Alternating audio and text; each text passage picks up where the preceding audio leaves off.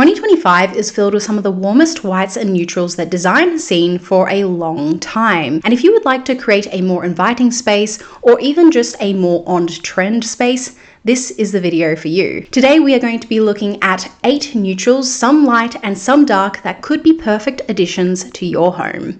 Before we jump into it though, make sure you go ahead, like and subscribe if you'd like to be a part of more design adventures. Our first color is a bit of a statement, but I do believe that it is the perfect blend between timeless and trendy, especially with this year's colors. And that is Ganache by Little Green. The thing that I love about this color is that because it's this really beautiful dark chocolate with a slight reddy undertone, it shines in warm spaces. So if you've got orange timbers like what I have behind me, or if you are really wanting a den-like experience, this is the color for you. Now, of course, I know that darker colors like this can be a little bit of a bolder statement, and so this is certainly one for the brave, but I reckon this could be perfect in a really moody powder room, in a home theater if you would like.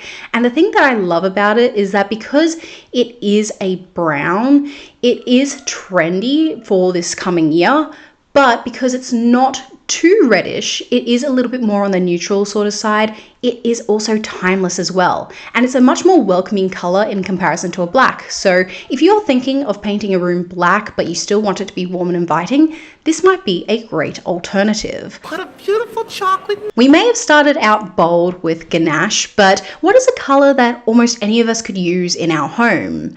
Linen White by Benjamin Moore is the perfect shade for those of us who are wanting to do cream, but not to that extent cream. For those of us that are far too cream fatigued from the early 2010s, I understand. Now this one is a much more modern take. It does still have that creamy tone, so it is still warm and welcoming, but because it's a little bit brighter and a little bit more of a yellowy sort of tone, it isn't as dated feeling for those of us that do not like that cream look. And the thing I love about it is that because it is a bit more balanced, it's great for a contemporary home, an older home, a newer home.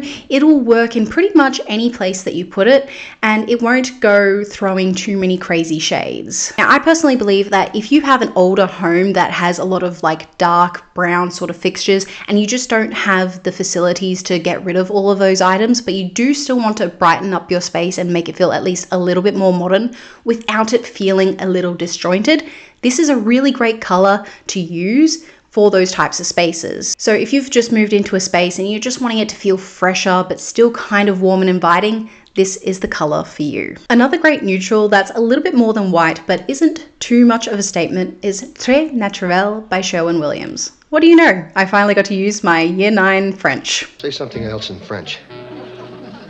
Voila. One of my favorite things about this neutral tan is that it is not too orange, and if anything has a slight pinky undertone. It is super duper inviting and is one of those perfect shades for a space that cannot handle a straight white. So imagine a space that has really dark timber flooring that just would look too stark if you were to put a bright white next to it. This is a great color for a space like that. I really like this particular color in more traditional homes, and especially in spaces that need to have a little bit more in it but won't take away too much from everything else surrounding it. This is definitely one of those colors that just ties everything together. This shade is beautiful and complex and will really add warmth into your space. However, I will say, depending on the space, it might actually end up making things look dated, especially if it's a more whiter, brighter, newer looking space that has lighter colors. So just beware of that. So this is definitely a color for more of a traditional home. A color that I am absolutely in love with is by Tonester, and if you are into design videos or paint reveal videos, you would have 100% seen one of Tonester's videos before. Usually with Tonester videos, it tends to be a really dark and deep and moody color, and as much as I do love those, this particular color is a lot lighter for Tonester's palettes, but it is a beautiful neutral that I think should be on this list. Abandoned Saints is a beautiful pinky neutral, and depending on the space, it can throw more of a baby pink, so it might be great for a nursery or a powder room that has a more pinky hue.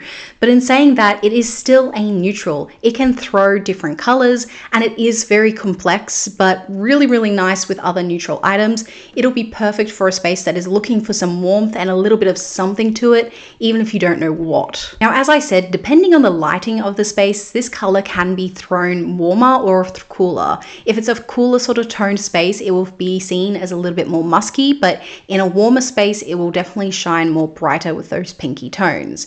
And I think this is like the perfect backdrop for a statement room. So if you're wanting to have a more neutral-ish sort of room, but has a little bit of its own personality and is a little bit more unique, this is a great color for that. I think this will definitely warm up a space and allow other items to shine. And it is one of those colors that, okay, maybe some people will say that is not a neutral, but in my heart, it is a gorgeous, gorgeous color that just had to be on this list. Another statement neutral that would be perfect for a moody powder room or a theater room is Rojo Marron by Sherwin-Williams. Now, this color was actually seen in Lone Fox's own theater room, and it just looks stunning in this space. Obviously, this is more of a color for those bold and brave that are willing to be a little bit on the trendier side, and in a space like a powder room or a theater, this color will certainly shine. It goes really, really nicely with mid to dark toned furniture that are on the warmer side as well. So imagine orange or really dark reddish timbers. This will make it glow. Now, of course, you can use this in a bit more of a modern space, but it's probably one that you'd use more sparingly, and it will create a very heavy mood. So it's kind of one of those colors you have to go 0 to 100 with. But I think this is a beautiful color that is very well worth being on this list. And for those of us that do enjoy following trends, I would say this is a great color. Unlike Ganache, this one is more trendy because of that reddish tone. It's more burgundy-like, whereas Ganache is a little bit more neutral and a little bit more balanced. So although these two colors look kind of similar, this one is definitely on the trendier side and goes really nicely with the colors of the year that we're seeing. Now, if I haven't made it obvious already, 2025 is all about warm tones and materials. And a material that's making a comeback is orange tan leather. Now, not all of us love that material, and this is a color that could be used as a replacement, both sparingly or as a drenched color. And that is Woven Wicker by Sherwin-Williams. Now, this shade is definitely for those of us that do love this tan color. Personally, I don't see myself ever using it. It's not really a color that I like to use, but for those of us that have more of a country aesthetic, this is a really nice shade. It's definitely more of a yellowy, muddy brown, and it pairs really nicely with gold accents. So if you are someone that loves gold, this is a really nice color for you. And I don't see this one working as well in more modern spaces, but hey, prove me wrong. I would love to be proven wrong. But it is definitely one of those colors where it's, you know, used sparingly. So give it a try. Let me know what you guys think. I do see this one being a lot more trendy, but I think it can be a really nice one for this year. A color that many of us are seeing make a comeback is beige. And although beige is making that comeback, this is kind of one of those shades where it's a perfect balance between modern and old. Swiss Coffee by Bear is a really subtle, nice white that has creamy brown undertones.